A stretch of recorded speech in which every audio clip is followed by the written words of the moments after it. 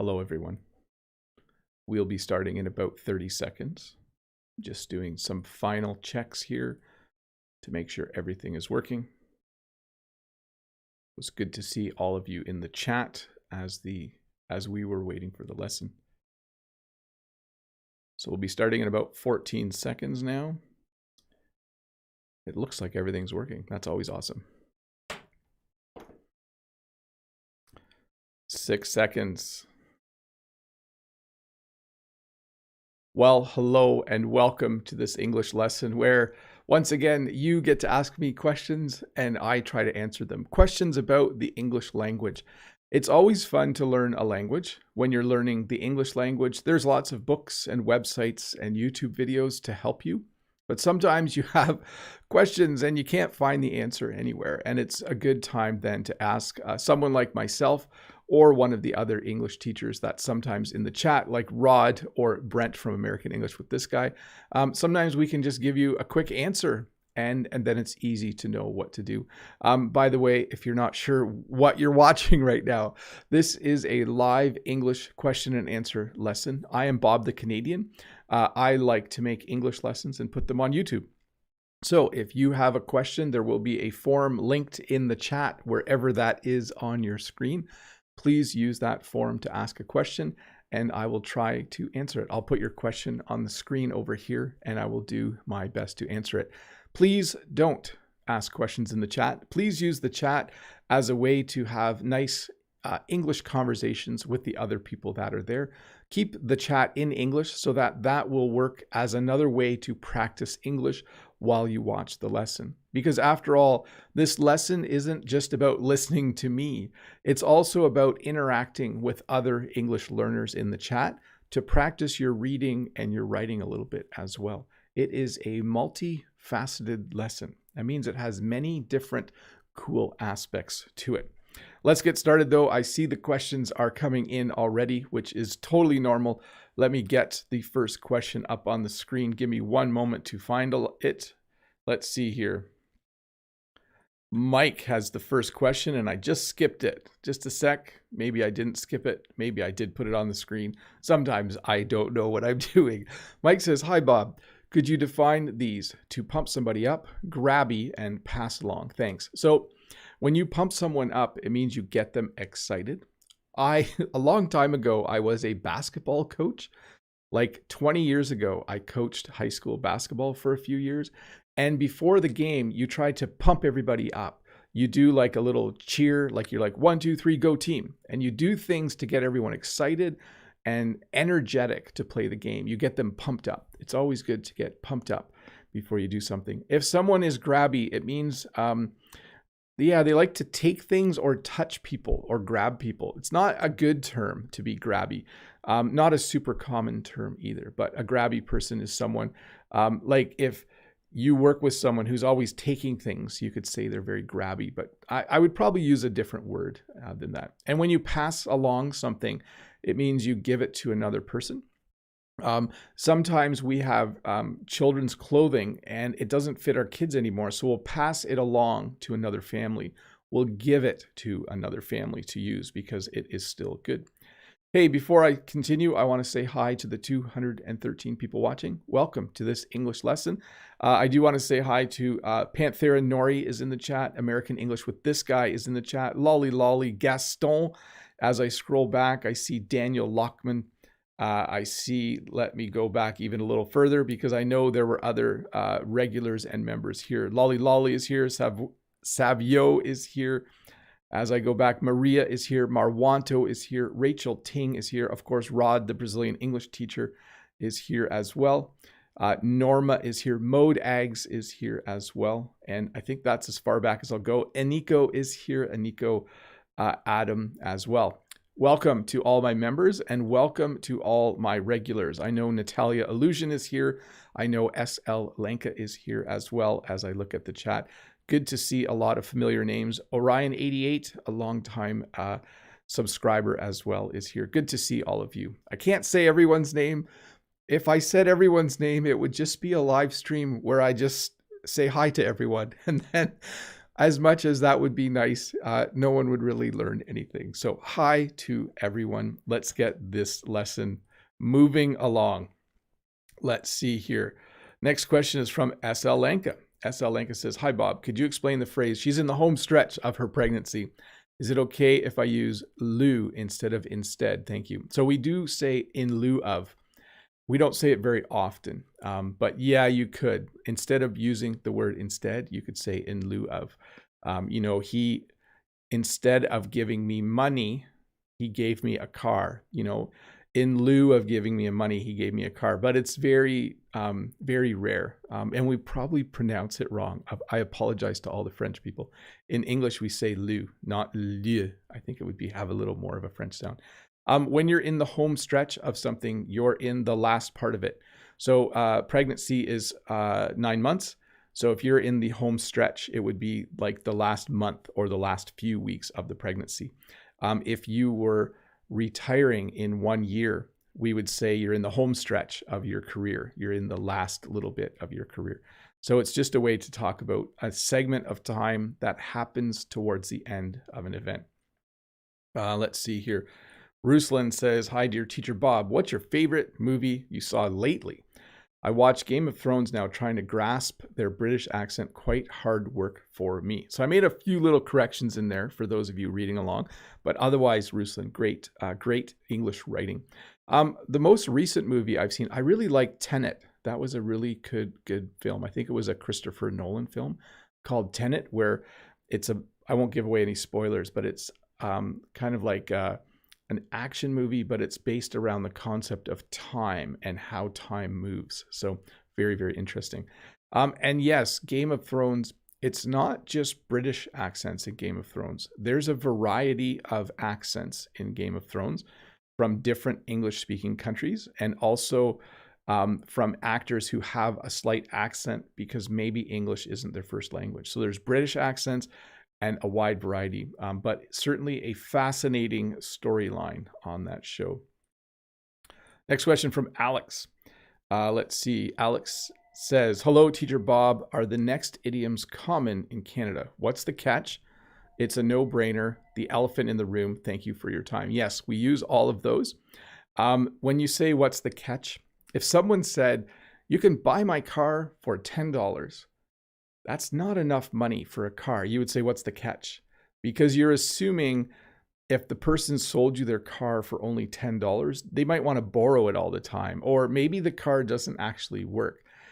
When you say, what's the catch? You're asking, is there a little trick going on here? When something's a no-brainer, it means it's something you should do without even thinking about it. Wearing a seatbelt when you drive a car is a no-brainer. Seatbelts save lives. You should always wear a seatbelt. It's a no-brainer. You shouldn't even be wondering whether you should wear one or not. And then the elephant in the room is a little more rare. We do use that, but that's when you're having a conversation and there's something that no one wants to talk about, but it affects the conversation. Okay. So here's a good example. Let's say your boss, a month ago, your boss said, everyone's getting paid less, okay? And all of the workers are upset because they don't want to be paid less. And then just today, your boss says, everyone needs to work longer days.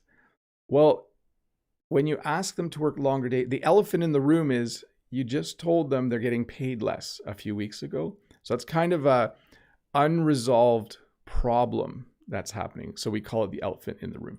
Hopefully I explained those well. Let's see here. Simcoe has the next question. Hi, have you been to New York? Have I been in New York? Yes, I have been to New York. I would use to. I went to New York once a long time ago. I think almost probably 30 years ago now. I went to New York for a week. What is slash versus cut? So slash and cut can refer to using a knife, but it can also refer to prices. I'm going to talk about slash and cut in terms of prices. When a store sells something for $5, if they decide to slash the price or cut the price, they might sell it for $4 or $3. So they mean the same thing, basically, when you talk about pricing. I think when you're using a knife, it's a little different. because you can slash something open, which kind of means you go like this. Like if you have a box, you can slash it open, or you can cut it open, which is a slightly different motion maybe. But anyways, mostly versus generally. So generally, I like to do live lessons every weekend. When I find something to drink, mostly I like to drink water. Mostly means you have a preference. Generally means it's very common, okay? Just so you know. By the way, I am doing a live stream today. As you can tell, I was going to do 3 every month and then take a Saturday off, but I decided to do 4 in a row this week because next weekend is actually a long weekend in Canada. It's Easter weekend. So I thought for me, it would be nicer to not do a live stream next Saturday. I am still doing a live stream on Friday morning. This Friday morning, I will be doing a live English lesson, but then I am going to take next Saturday off. So just so you are aware. Let me see here. Next question is from Mary Kay. Mary Kay says, "Hi, Teacher Bob. What is the difference between the verbs," I'm going to add a the in there, "behave and conduct," in brackets yourself? Thank you in advance. So we would tell our children, you need to behave when we visit grandpa and grandma. You need to behave. We might say you need to conduct yourself appropriately, but that sounds very, very formal. We would most often use the verb to behave. You need to behave when we visit grandpa and grandma. When I take students on a class trip or a field trip, sometimes I'll use the more formal term. I'll say, we're visiting a museum. I expect that you will conduct yourself appropriately, or that you will conduct yourself in a very polite and appropriate manner. So as a teacher, I might use conduct in a formal instruction, but generally we would use behave. Yeah. Let's see here. Natalia has the next question. I never know which Natalia it is. Is it Natalia Illusion or Natalia Belgrade? And there's another Natalia, I think. There's a lot of Natalias. Hello, we all know that English-speaking people are very friendly. Where is the line between polite friendliness and sincerity? Oh, that's a good question. I would say it depends on how well you know the person.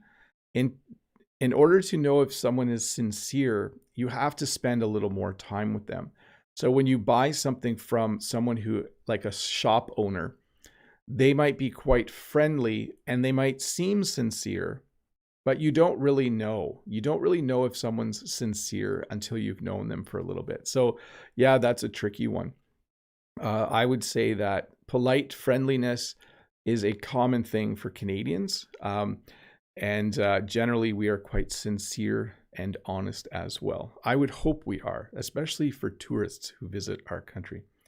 Let's see here. I'm just scrolling back. I want to see which Natalia this was. There's no indication in the chat, so no big deal. Let's see here. From M. Bilal, sir, what's the difference between anyway and anyways? Also toward and towards. So I will tell you the most informal answer, and that is this. Sometimes when I want to stop talking about one thing and start talking about something else, I'll say, anyway, let's move on. But I also sometimes say, anyways, let's move on. So informally, we use anyway and anyways quite liberally, quite freely, and we interchange them. And we usually use it to move from one discussion to another. In a meeting, sometimes my boss will say, okay, anyway, let's move on.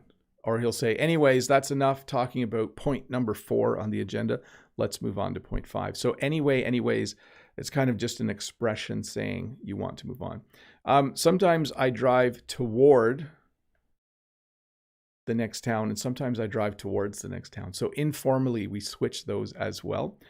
It might be wise, M. Bilal, though, to look up the official grammatic rule for which one you should use. But I'll tell you this, informally, we just flip them in and out of conversation without a care in the world. That's how I would say it. Sagar from India. Hi, Teacher Bob. I hope you are doing well. I am Sagar, and I hope you are doing well as well. What does it mean when you say the other day? Does it mean yesterday? So it doesn't mean yesterday. If I wanted to talk about yesterday, I would use yesterday. I might, if I wanted to talk about the day before yesterday, say the day before yesterday. But any other day in the recent past, I would just say the other day. So today is Saturday. I could say the other day I went to the grocery store. That might be Tuesday. It might be Wednesday. It could even be Thursday, the day before yesterday. I could say the other day. But if it was yesterday, I would most likely say yesterday. Okay. So the other day, I made an English lesson, and the other day I put it on YouTube. I made the lesson on Monday. I put it on YouTube on Tuesday, but I just used the other day to talk about both days. It gets a little confusing, but it is a non-precise reference to a day, just to say, oh, the other day. And usually it's a day from within the last week or so. That's usually what it is. Let's see here. Next question's from Daniel. Hi, our dear teacher. Have you heard former Liverpool soccer players S. Gerrard or J. Carragher speaking? I might have pronounced his name wrong. If so, do you understand everything they say with their accent? Thanks. When athletes from Britain with strong accents speak quickly after a game when they're having an interview, sometimes I don't understand them. Most times I do, but it depends really on how quickly and how clearly they talk. Next question. Maro from Italy. Hi, Teacher Bob. What's the difference between these two phrases? I would study English when I went to school, and I studied English when I went to school. Thanks. They are essentially the same. Obviously, one is using a conditional tense and one is using a past tense, but those two phrases communicate exactly the same thing. Okay, I could say, I would play video games after school when I was a kid. I played video games after school when I was a kid. It's exactly the same meaning. It's just simply choice. There's nothing incorrect about either. You would hear both. Okay, I would. Let's see here. I would make pizza. No, let's see here. I would eat pizza Saturday nights when I was a kid. I ate pizza Saturday nights when I was a kid. Yeah, they're the same. Sorry about that. English is weird. Sometimes we have like multiple tenses and they all mean the same thing in certain situations. Fox says, what's the difference between a device and an appliance? It really depends. I would say a toaster is an appliance. A blender in the kitchen is an appliance. We often use the word appliance for things that we use in the kitchen that plug in, okay? A device is more like a smartphone is a device. Devices are more like electronics, okay? So is just a slight difference. And then when we go out to like the workshop or garage, we usually use the word tool or power tools. So definitely appliances more related to the kitchen, especially in Canada when you are speaking English. Like you have small and large appliances. So a large appliance would be an oven or a stove, and a small appliance would be like a mixer or blender or bread machine or toaster. Let's see here. Potato from Dictatorship says, hi, dear Teacher Bob. My question is, how many steps do you do every day? I love walking and do 20,000 steps a day. Gigantic thanks for you. You are awesome. Well, thank you. I don't. I do 10,000 steps a day, about 4 or 5 days a week. But you know what? I haven't gone for a walk since Sunday. I haven't gone for a walk. That's rare for me. I usually go for a walk every Saturday morning, every Sunday morning, usually on Mondays, Wednesdays, and then Friday afternoon. And this week, for some reason, I was too busy. A few of you who I talk to regularly might have noticed that. I haven't been really good at replying to comments this week. And I even didn't have a chance to talk. Usually Rod, the Brazilian English teacher, and I talk a few times a month. We haven't talked for a couple weeks now because Bob, the Canadian, is too busy. I need to slow down a bit, maybe. Anyways, let's see here. Next question is from Nirana. Hello, Teacher Bob. My question is, what's the difference between the adjectives angry, furious, and mad? Thanks. Have a great weekend. So I was taught as a kid to use angry as your first choice when describing someone who is emotionally upset and who is angry at someone. Furious is even more angry. So if we were to give them like numbers, so angry is like a 7 and furious is like a 9 out of 10 on a scale of 1 to 10. So if someone is angry, you know, they're like, why did you took my parking spot? I don't know. Maybe that's what they yell. If someone was furious, they might be like, you took my parking spot. And then they might want to like fight with the person or something. And then mad is the same as angry. Although generally I use the word angry. There's nothing wrong with mad. You could say, my dad was mad at me the other day, or, you know, I borrowed my sister's car and now she's mad at me. So very common, means exactly the same as angry. Basim says, how to learn English. I'm going to take the word be out because we don't need it. How to learn English. By doing exactly what you did, Basim, you attempted to write and communicate in English and you did it. You wanted to ask me a question. You decided to write it down and I understood your question. You are learning English. That is the awesome, best first step ever. To extend from that, obviously you should be reading at your level. If you are a beginner, you should be learning the most common 500 or 1,000 English words. Just memorize them, okay? You can find lists of the most common words. And you should be doing some reading, some writing, some listening, and some speaking as soon as you possibly can. But awesome first step. How do you learn English? You start communicating in English. You take the first step, and you can do it, by the way. Let's see here. Next question is from Israel. Hello, Teacher Bob. How are you? What does outward and dares mean? So I'm going to talk about someone's outward appearance. Okay.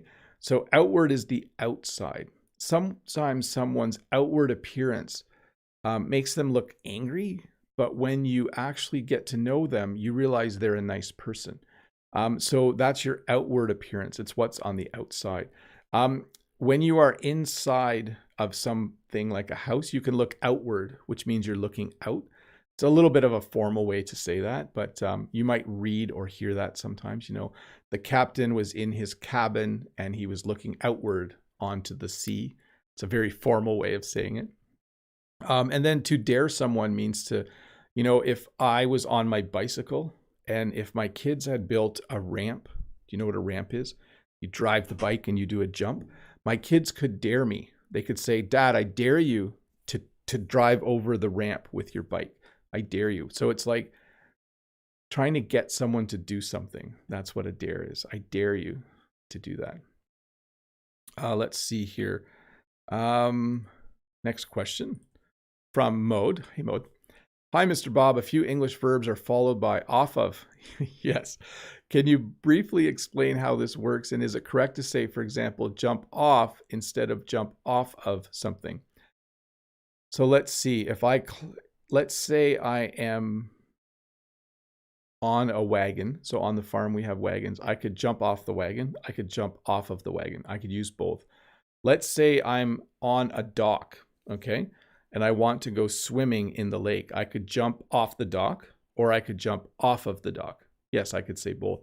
I don't know the details, Mode, of the actual rules or why we add of sometimes.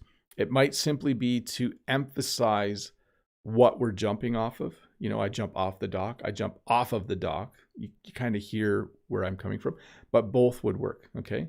I like to dive off the dock. I like to dive off of the dock. Yes, you can use both for sure. Let's see here.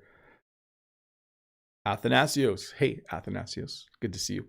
Hello, Teacher Bob. How are you, sir? I'm good. What's your internet speed? Or what internet speed are you running? Which one is more proper? Thank you. So what's your internet speed or what internet speed are you running? The first one would be a little more common. We would probably actually say, how fast is your internet? That is probably the most common way to ask it. How fast is your internet at work? How fast is your internet at home? And if you're actually asking, my internet is 40 megabits per second down and 20 megabits per second up, but it doesn't actually ever go that fast. That's what I pay for. That's not what I get. That's how fast my internet is. So yes, that would probably be the most common way to ask that question. Let's see here. JFP, nothing to do with the English language, but just wondering, how are you doing and how are you dealing with COVID? I am doing well. How am I dealing with COVID? Yeah, the case loads, the case count in Ontario, Canada is on its way back up.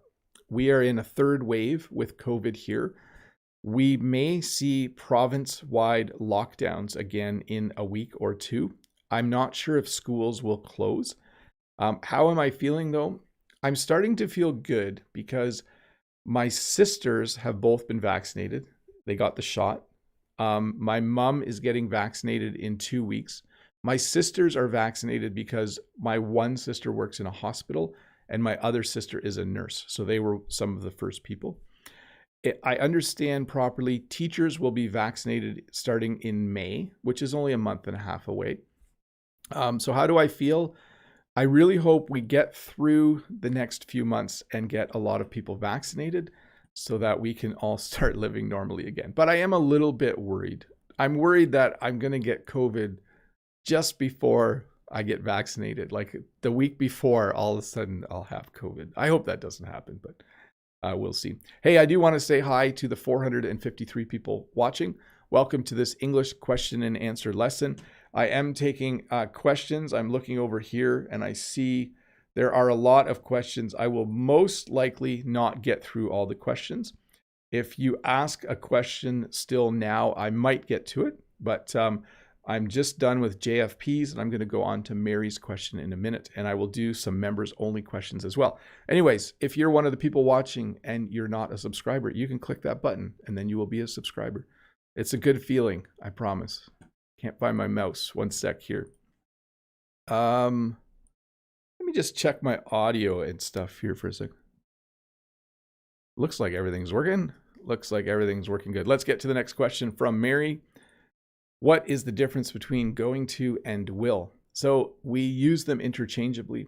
There might actually be grammatical rules about which to use, but I will literally, as an English speaker, use both all the time. I'll say, on Monday, I'm going to go to work. On Monday, I'll go to work. I do use the contraction, right? I will go. I'll go to work. This afternoon, I'll go to the store and get some things. This afternoon, I'm going to go to the store and get some things. This afternoon, I'll have a nap. This afternoon, I'm going to have a nap. We often just use both. And technically, I think one is further in the future than the other, but we don't care anymore when we are speaking English. We use both all the time. Let's see here. Next question is from Rijal. Hi, Bob. Can you explain what the meaning of something smells fishy and out of the blue mean in a conversation? So I've a little fix to the question there. When something smells fishy, you would probably say, what's the catch? It's when you don't trust somebody. So if someone said, yeah, Joe's selling cars for $10 for a car, you would be like, something's fishy about that. Like, you wouldn't always use the word smell. You might say, something smells fishy about this deal. But you might just say, something's fishy here, which means something isn't right. Something weird is going on. And when something happens out of the blue, it's unexpected, okay? So sometimes when I'm doing a live stream, out of the blue, the phone will ring. I don't know if you heard that earlier, but I wasn't expecting it to happen. It just happened out of the blue. Hey, Mirage has become a member of the channel. Thank you so much, Mirage, for becoming a member. Members are people who have clicked the join button below. You can see Mirage has a green bar in the chat right now and a little crown by their name, and they will now have their name in green when they chat during live stream. So thank you for becoming a member, Mirage. You are awesome, as are all my other members. Let's see here. Leonardo, could you give us a few examples of old English words that are still used in 2021? No, I can't think of any off the top of my head. Although the other day someone said I was an old fuddy-duddy. A fuddy-duddy is like an old person who doesn't like new things.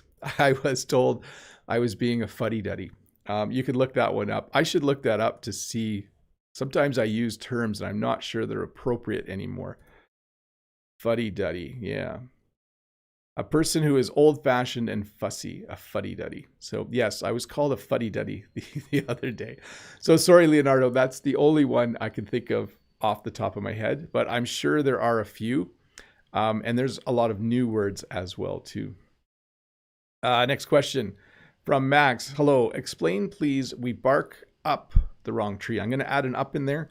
Barking up the wrong tree. If someone is barking up the wrong tree, they're trying to solve something or figure something out, but they're going in totally the wrong direction. Okay. So let's say at work, someone left pizza in the staff room, and the janitor threw it away when they were cleaning up. And then the next day, the boss is like, someone ate the pizza. Who ate the pizza? We would say, oh, he's barking up the wrong tree. No one ate the pizza. Someone threw it in the garbage. So it's when sometimes the police are barking up the wrong tree. They're trying to solve a crime, but they're totally investigating the wrong things. We would say they're barking up the wrong tree. Hashim, I hope you answer this. How much time should I practice speaking to be fluent? It's a different amount of time for different people, Hashim, but I would say this: 30 minutes to an hour a week of English conversation for a year will get you very, very far. Okay. If you can spend a half an hour a week having an English conversation with an English teacher, your progress will be really, really good after 12 months. I know that might sound like a long time, but in language learning, that's not. In addition, you can't just spend that half an hour or an hour a week speaking. You do need to be reading and listening and writing and learning vocabulary and doing a little bit of grammar study as well. But I would say if you can commit to that, you would be really excited with your progress. And it's different for different people. Some people pick up accents and become fluent very quickly. And for others, it takes a little bit more time. Let's see here. Naomi T. Hi, Teacher Bob. I've learned a type A behavior means an aggressive behavior. Are there any other alphabet letters which represent character traits? Thanks in advance. So a type A personality isn't necessarily aggressive. That can be one part of it. But a type A personality likes to do everything well and to do everything perfectly and to do it on time.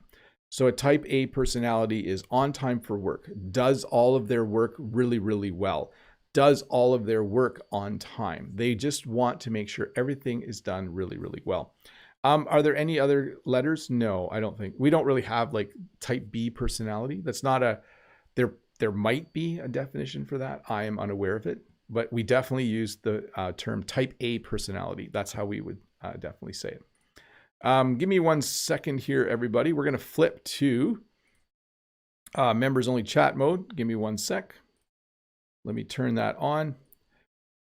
For those of you who are wondering what's happening now, people who are members of my channel, those who have clicked the join button and joined and become members, during live lessons, we have members only chat for 10 minutes. It's not a long period of time, but it's a nice thing to do for me to get to know my members better and to kind of give them the opportunity to ask questions in the chat. So if you are interested in becoming a member, there is a join button below. But that being said, I will now take questions from the chat, wherever that is, and I will keep answering questions from the forum along the way. So jumping over to the chat, let's see here. Tanyo says, hi, Teacher Bob. Sorry, Tan, if I said your name incorrectly. Anuat says, hi, Teacher Bob. Oh, by the way, hi, Tan. It's good to see you. Anuat says, hi, Teacher Bob. How are you doing? Really well, Anuat. My question is, how do you use having said that in a sentence? Thanks a lot. It's when you answer a question, but you want to add something that not necessarily disproves it. Here's a good example. I have stopped eating sugar, okay? So I've stopped eating added sugar in my diet. Having said that, I have started to make cookies using dates. So I've made a statement that I've stopped eating sugar, but now I've made an exception, or I'm clarifying that even though I don't eat sugar, I'm still eating dates, which have lots of sugar in them, by the way. By the way, if you are from a country that produces dates, thank you for the dates. Dates are tasty and awesome. And all the people who grow bananas, thank you for the bananas as well. Brent says, thanks so much to Ario. Good to see you guys chatting with each other. Maria says, hi, Bob. How are you? What would you consider giving a lesson about insurance? I don't know. I have to check my list of topics because I think insurance might not be a big enough lesson, but I can probably fit it inside of another lesson. Let me try to think of a topic, Maria, where I can talk about 4 or 5 things on a Friday, and I will try to add insurance into one of them. Maybe I'll revisit the topic on driving and talk about purchasing a car, leasing a car, insurance for a car. Maybe I'll do that on a Friday. So thank you. I will write that down and I will try to remember it. Actually, maybe Todd, can you email me that I should do a lesson on insurance and cars and vehicles and everything involved in that? I know I did one on driving, but I'm not sure I mentioned insurance. I'll do that, Maria. Rod says, Mr. Bob and everybody in chat, please stay safe and be really careful. That's what I wish you all.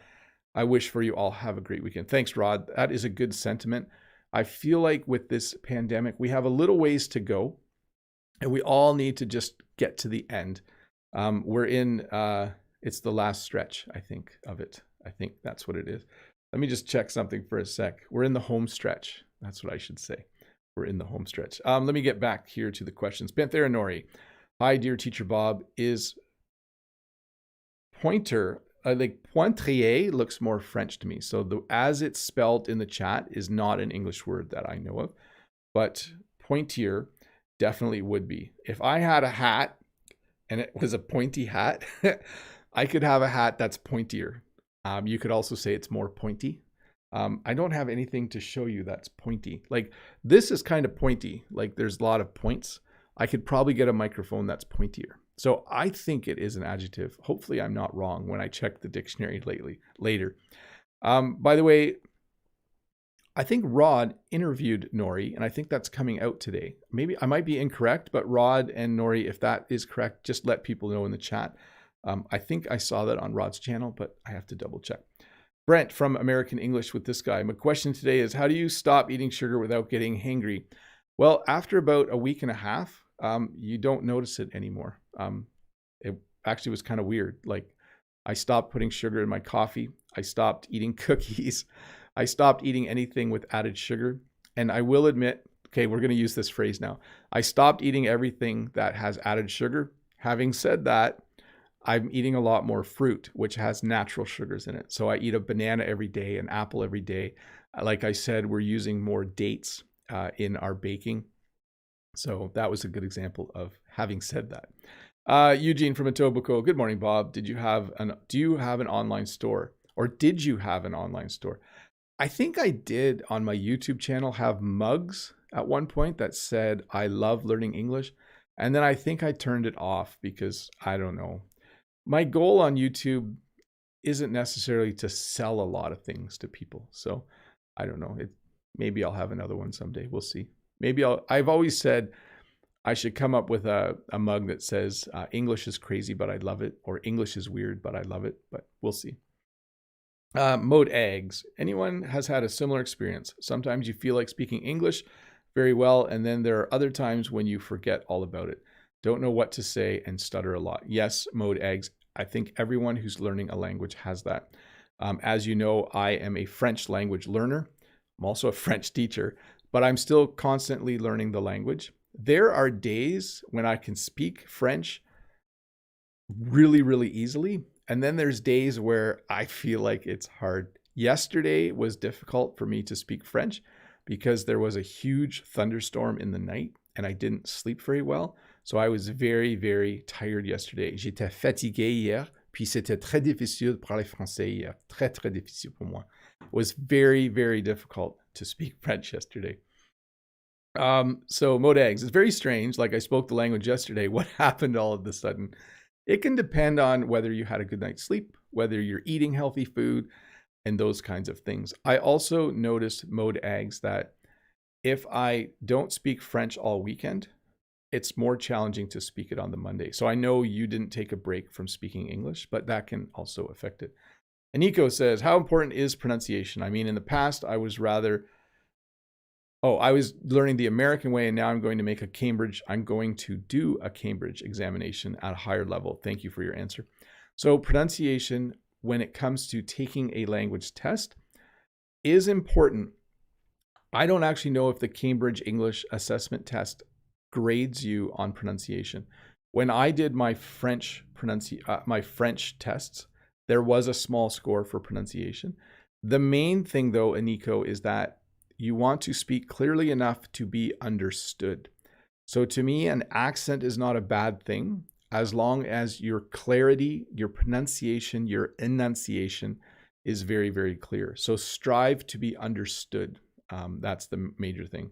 Maria, thanks, Bob, for your answer. No problem. Panthera Nori, yep, for sure. She's talking to Mode Eggs. Gaston says, hi, Teacher Bob. What do you recommend to improve formal writing? So formal writing requires that you are communicating in writing to someone who will correct your writing for you. That goes for informal and formal writing. But if you want to practice formal writing or business writing, I would find a tutor online who specializes in that. Someone who you can have a conversation with every week, and someone who you can write to every week and have them correct what you have written. That's what I would recommend. Panthera Noi, thank you, dear Teacher Bob. No problem. Mode Eggs, tea without sugar is hard to get used to. Yes, I do put a little bit of almond milk in it, though. The almond milk doesn't have sugar in it either. Sergey, hi, Bob. Thanks a lot for your excellent job. God bless you and your family. Thanks, Sergey. That is nice of you.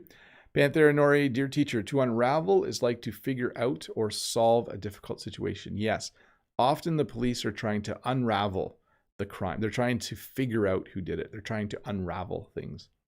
It's a cool word, isn't it? Unravel. I like saying it.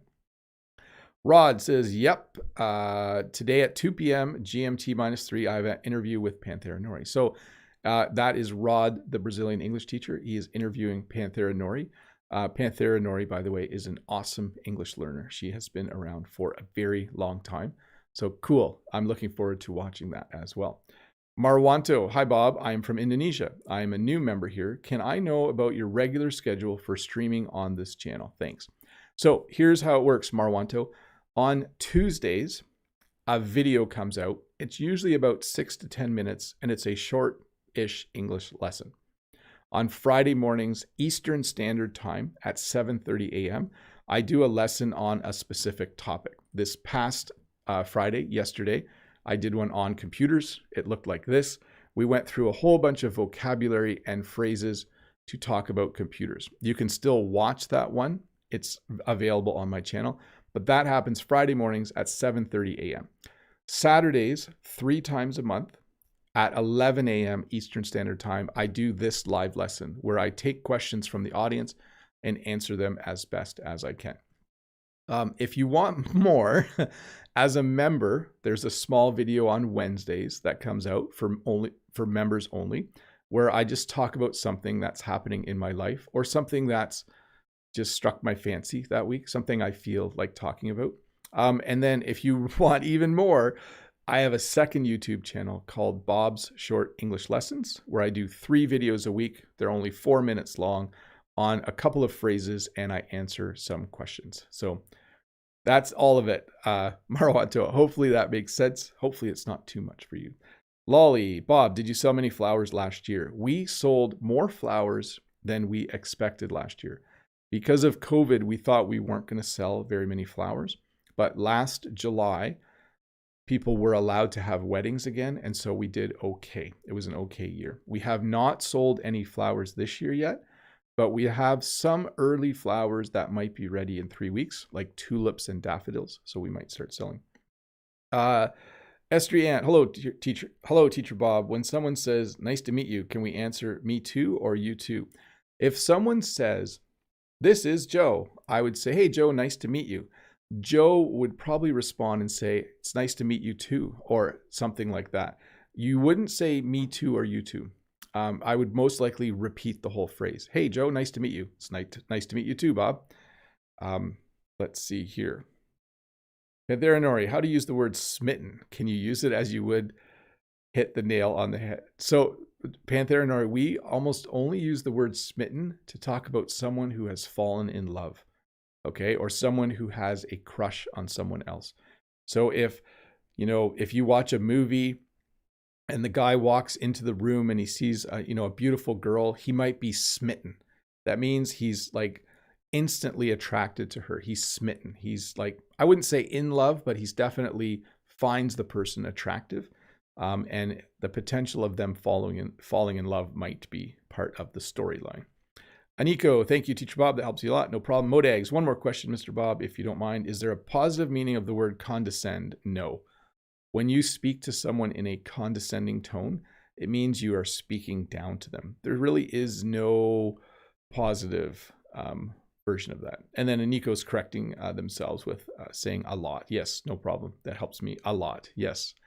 Hey, I'm going to go back to, thank you for being members, by the way. I'm going to take a moment here to turn off the members only chat. And I do want to mention once again, thank you to everyone who is a member, all of you with the green names and the crowns. You really help me make this channel better, and you help me buy the things and pay for the things that I need. If you're wondering, what do I do with some of the membership money?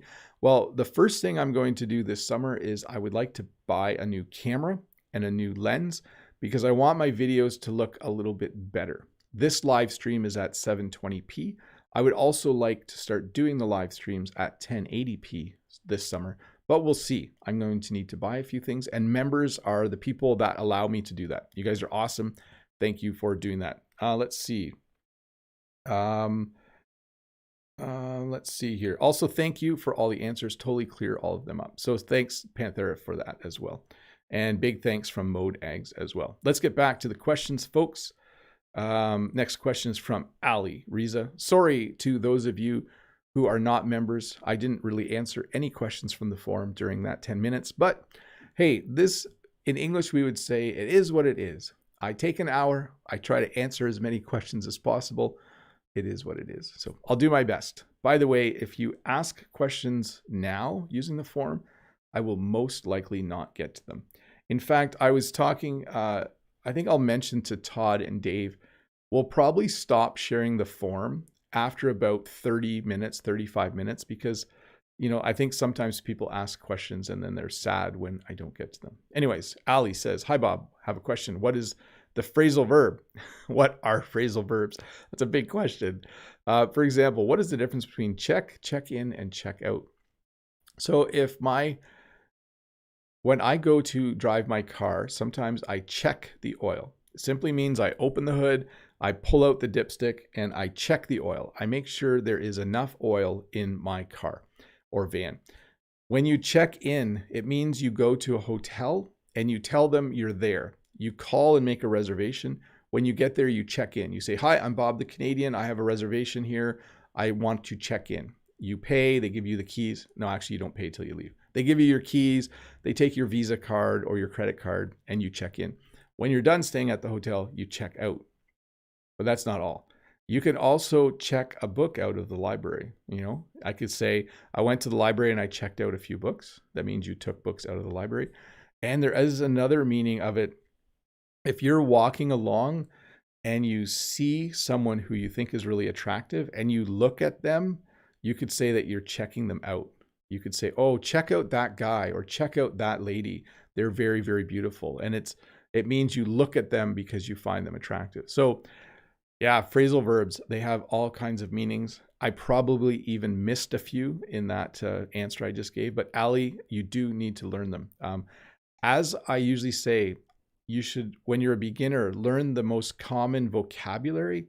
You should also learn the 100 or 200 most common phrasal verbs that will really help you to understand English. Let's see here. Mahmoud says, hi teacher, what's the difference between revenue and yield? For example, I expect great yield or revenue on this business. So they both mean like a return, right? Yeah, revenue is usually used more to refer to money, and yield is used to refer to things. So let's say this, if someone said, what was your revenue like on the farm last year? I would say we did okay, we made some money. If someone said, what was your yield like on the farm last year? I would say we harvested a lot of flowers. So one talks about money, the other talks about an item or object or thing. That's not a perfect definition, Mahmoud, but it's at least a bit of a definition for you. Let's see here. Next question from Rashed. Rashed says, Bob, could you mention some ways to say then in this live? And yeah, how do we use then? Then I went there, then I went there. Yeah, so if you talk about a series of events, you could say, yesterday I went to the grocery store, and then I went to the gas station, and then I went to the post office, and then I went to the pizza place. So you can use it to talk about events that come right after each other. Yeah, you can also use it to talk about things happening, right? Like yesterday, I was at the store and then someone said hi to me. Yeah, that's a pretty broad question, Rashed, but I think I gave you a few examples of the word then. It's very much a multi-use word though. It's difficult to define all of the meanings quickly. Let's see here. Next question from Christo Samens. Hi, Christo Samens. I've been listening to your podcast, Little Fix There, on Google Podcasts for the last 2 months. They're really interesting. My question is, what's the meaning of keep me posted? Okay, so first of all, almost everything I make becomes a podcast because many people like to watch the lesson and then listen to it a second time. So if you ever want to find me, just go to Bob's Short English Lessons on any podcast platform or Learn English with Bob the Canadian. It's all there for you. And then keep me posted just means, let me know how things go. If my son says, I'm almost done university, I'll be home sometime in April, but I don't know exactly when, I can say, well, keep me posted.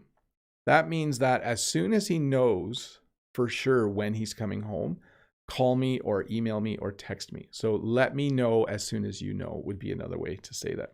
Keep me posted. Let's see here. When has the next question, Bob? Just let me check one thing for a sec. I want to see where I am on the list of questions. Don't think I'm super far, actually. No, I'm not. I'm on question 33 of 81. Oh, I'm not going to get through them all. Anyways, let's keep going. Besides, when? Hello, Bob. How is your weekend? So far, so good. I have a fairly nice weekend, but I'm going to be pretty busy, but I don't mind. I like being busy. May I ask about which date is the first day of summer vacation in Canada's high school and college? So it's different. Universities and colleges end usually sometime in April or early May. High schools usually end in Canada sometime in the middle of June or the third week of June. In the United States, it's also a little bit different. A lot of American schools are actually done by the end of May or the beginning of June. But generally in North America, universities and colleges are done in the middle, somewhere late April to middle of May. And high schools and elementary schools sometime around end of May, middle of June. So a little bit of a different length of school year. And each school can be slightly different as well. Let's see here. Next question is from Maria. Hi, Bob. I hope you're doing great. My question is, which term do you use to refer to someone who works for an insurance company? By the way, that's my job. Thanks. So we have someone who sells insurance, and we literally say that they sell insurance. We would say they work at an insurance company. I don't think we have a specific term. We used to say like insurance salesman, but we don't use the phrase salesman anymore because it doesn't refer to men and women. We might say an insurance salesperson, but I think now we actually just say, oh yeah, he sells insurance, or yeah, she sells insurance, or he or she works at an insurance company. We should have a special term, shouldn't we? You might say agent, he's an insurance agent. I know for the farm, we have an insurance agent. That's the person who sells us insurance. So maybe that's what it is. Agent might be the best one. Let's see here. Jose says, hi, Bob. How often do natives use idioms? Is it necessary to learn all of them? No, but there are many that you should know. And some of the simpler ones, I can't think of any off the top of my head, but I just use the phrase off the top of my head, which means, without looking at a book or paper. You need to learn some. I wish there was a list of like the 50 most common idioms or something. but you do need to know them because we do use them. Sometimes English teachers will say idioms aren't important. Native speakers don't use them, and that's not true. I hear idioms all day.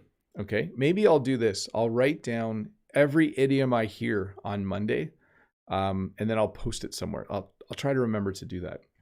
But we use them all the time. Let's see here. Next question from Eugene from Etobicoke. Hi, Bob. Have you heard, little fix there. Have you heard about the vaccine passport? Do you plan to get a vaccine for immunization? I think that's what you mean, Eugene. Yes, I do plan to get vaccinated. I'm not sure if in Canada we'll have a vaccine passport. A vaccine passport will be a piece of paper that says you were vaccinated, or it might just be on your smartphone. We'll have to see. I'm not sure, Eugene. If we do have to get one, I'll get the shot and I'll get the passport because I want to do some traveling at some point. Let's see here. Muad says, hi, Bob. Could you make a lesson about the most common abbreviated speaking words? A little correction there. Thank you so much. Yes, I could do that sometime. I have to think a little bit about that, which ones I would teach. But I will put it on the list and see if I can do that. It probably won't be till summer, Muad, because the list is quite long, actually. Mikhail says, hi, Bob. Do you more often say needn't or don't need to? Thanks in advance. Well, you needn't do that. You don't need to do. I think the second, okay? So if someone said, Bob, I want to buy you a gift, I can say, you needn't do that. Or I can say, you don't need to do that. I would use the second one, yeah. Well, you'll hear the first one, though. You'll hear needn't once in a while. It's kind of a funny sounding word, isn't it? The more I say it, the more it doesn't sound like an English word. But you needn't worry about that, Michal. You can use both. So you needn't worry about it. You don't need to worry about it. That was an example while I answered the question. Let's see here. Next question from Ario. Hola, Mr. Bob. How are you? I'm good, Ario. I was watching Mr. Brent's YouTube channel yesterday. The videos are awesome. I have subscribed to his YouTube channel, MK Bye. So Ario's talking about American English with this guy. If you look in the chat, he is there. He is there for most of the live streams on Saturdays. On Fridays, Brent is around for a bit, but both Brent and I are actual teachers. Like, we have jobs where we teach.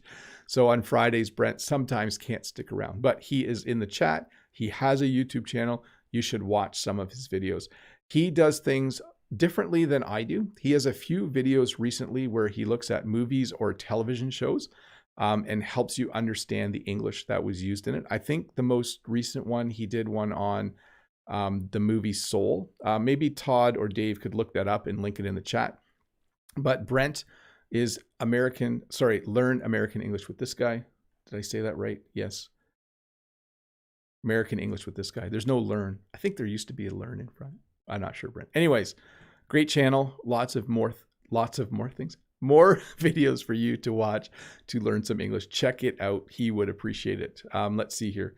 Oh, and by the way, Brent is also going live, I think in 4 minutes if you want to watch him. I'll be done by then, by the way. I have to, Jen and I have to head out later today because we have to meet Jen's parents in a parking lot to exchange some items. We're not visiting them at their house because it's COVID, but we are meeting them in a parking lot. We will stand 2 meters away from them and have a nice chat, and we need to exchange some items. So anyways, next question from Guhan. Hi, Bob. How are you doing in Canada? I'm doing good. What is the difference between stationary and stationary? So that's an interesting question. When something is stationary, it's paper you can write on. And then when something is stationary, it means that it doesn't actually move. Give me a second here. An adjective stationary with an A, not moving or not intended to be moved. Okay. So when you have something that's stationary, it means it does not move. And then stationary with an E is writing paper, especially with matching envelopes. Stationary with an E, writing paper with matching envelopes, is not used very often anymore. People don't very often use that. It looks like Dave the Canadian found the video from Brent's channel. For some reason, I just clicked on it. I'm not sure why I did that. Let me hit stop. It's called Learning English with Movies is More Fun. If you want to check it out, you should do that. Let me see if I can get back to my chat here. There you go. I thought I messed something up for a second there. Next question. Let's see. I'm going to skip the next one. It's Ala asking, what's your full name? I don't answer questions like that. And let's go to the next one. This is from I'm the Space, and this will be, I think, the second last question. Hi, Bob. Can you explain what's the difference between IELTS or TOEFL and CAE or CPE exams? Which one is more difficult and which one should I try to pass? Thank you. So this is tricky, okay? The IELTS and the TOEFL are often used when students want to study in a North American university. In Canada, students often take the IELTS test if they want to study in a Canadian university. The CAE is the Cambridge Assessment of English, I think it is. And that's very much a British test that students would take if they want to study in Britain. So it really depends on which test helps you the best meet your goal. And then the CPE is another form of the Cambridge test, okay? It's a proficiency exam or something. I don't know all the details. I would say I'm the Space. It's a great question. If you're taking the test to get into a university in an English-speaking country, find out which one the university prefers. If you're taking the test simply because you want to know how good your English is, take any of them. They're all great. I think they'll all be worth your while. Let's see here. Isane says, hi, sir. Can you give us the difference between must and have to? So I must eat every day. I have to eat every day. I think must, I always describe it as being a little more like forced. Like when you have to do something, yeah, they're almost equivalent, aren't they? Like I have to drink water during a live stream because my throat gets dry. I must drink water during a live stream. So yeah, today I'm going to go with that they mean almost exactly the same thing. So Jeg says, hello, our teacher. What's the meaning of howdy? Howdy is just kind of a funny way to say hi. I think that often if you watch a cowboy movie, maybe the cowboys say howdy to each other. In Canada, we might say it to be funny. Like instead of saying hi or hello, we might say howdy. But it's not super common. It's kind of just a funny thing to say. Let's see. Kismo. Hi, Teacher Bob. How are you? What's the difference between commencement and graduation ceremony? Thanks. In Canada, the difference is this. When you are done school, at the very end, you have a graduation. Sometimes 6 months later, the school might have what's called commencement. So graduation usually happens right at the end of the school year, within a week or two of your last class. And commencement often happens later in the year, but they are the same type of celebration. It's a time to celebrate someone being done their studies. That's what it would be. Let's see here. Hey folks, I am going to wrap this up. It has been an hour. I have many things to do today. Please remember, there will be a new English lesson on Tuesday. There will be another live English lesson this coming Friday, but next Saturday, there will be no live lesson. Okay, so lesson Tuesday, lesson Friday, no lesson on Saturday. I'm going to take the day to relax, which means I'll probably work on the farm all day, which is not relaxing. I'll try to relax. I promise I'll try to relax. Anyways, I want to finish off by clapping, apparently, by saying thank you to Dave and Todd for moderating the chat. Thank you to all of the regulars like Natalia Illusion I saw here and many others. Thank you to Athanasios, another regular. Thank you to Eduardo, another regular. If I miss your name, sorry about that. Thank you, of course, to all my members like Rod, the Brazilian English teacher, Norma, Panthera Nori, Mirage, Mode Ags is here. Of course, Brent from American English with This Guy is starting a live stream 2 minutes ago, if you want to jump over there and watch it. Ario Handoyo is here, a longtime regular as well. Again, once I start saying hi to people, I could just keep going on, so I'm going to stop. So once again, thanks for hanging out. Don't forget, you should watch this again later. In a few days, it will have automatically generated English subtitles. I hope. YouTube's been kind of finicky lately. And don't forget that yesterday's lesson on computers, a shorter version of that lesson will come out in about 24 hours. And you can watch that to review, or if you didn't watch it the first time, you can watch it to learn a few new things. Anyways, thank you for being here. I'm going to say bye, and I'm going to click the end button. I'm going to jump into chat and say bye to